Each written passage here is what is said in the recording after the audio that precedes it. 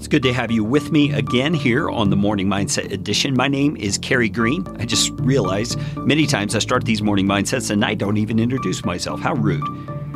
I just kind of assume you've been listening all along, but if you haven't been, it's important that you know who's talking to you here. I am a retired pastor turned entrepreneur, and I'm kind of leading a charge through a website called livebuildchange.com for Christ followers to understand that they can not only take control of their mindset and their life to produce additional income, but they are then able to use that income in the building of a business to truly change the world in very significant ways. This morning mindset that you're listening to is aimed at helping you get your mind right for the beginning of every day. That's why it's a daily episode of this podcast.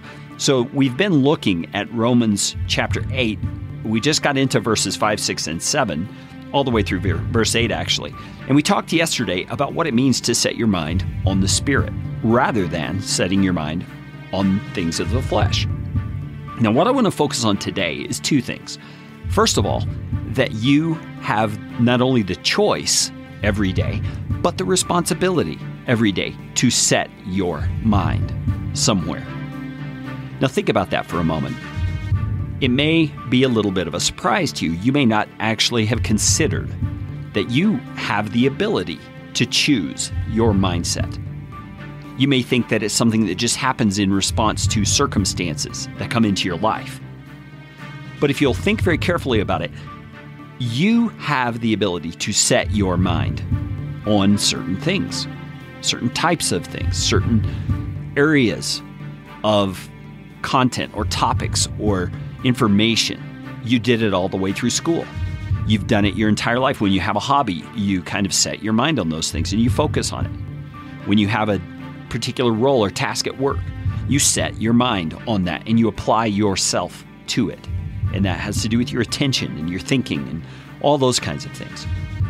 And in spiritual things, we also are able to set our minds, and it's our responsibility. The scripture here would not tell us that we have this ability to set it either on things of the flesh or on things of the Spirit if it wasn't our responsibility. And the second thing I want to focus on today is the repercussions of that choice that we make, either to set our minds on the things of the flesh or the things of the Spirit. And that's Romans 8:6. Paul says to set the mind on the flesh. And let's pause and say, what is the flesh? Well, the flesh is speaking of your physical body and the power of sin that is still resident in it. So it's a sinful bent. It's a way that goes opposite of what God desires for your life. So to set your mind on those things, Paul says, is death. He's talking about there being no life in it. There's no goodness for your life that comes from that perspective. And there's no goodness for anyone else that comes out of that perspective. It's harmful. It's dangerous. It's hurtful. But he contrasts it by saying, but to set the mind on the Spirit is life and peace. And don't all of us want life and peace in this world, in this life that we live? That's only going to come through setting our mind on the Spirit of God who lives in us. So as we concentrate on Him, we start focusing on getting to know who He is and what He does in our life and the kinds of things He wants to produce in us. He begins to give us what Paul describes here as life and peace. Do any of you need more peace in your life? Even when difficult circumstances come crashing in?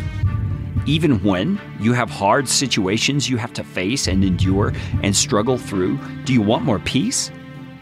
Paul says it comes from setting your mind on the Spirit. And he says the mind that is set on the flesh is hostile to God. So it's an enemy of God. It doesn't submit to God's law, and it can't even do so. And that when you are in the flesh, you cannot please God.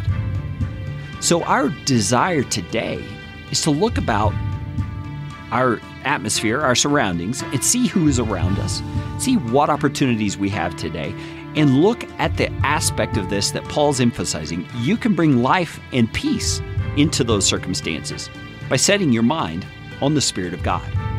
Go and do it today, and let's talk again tomorrow.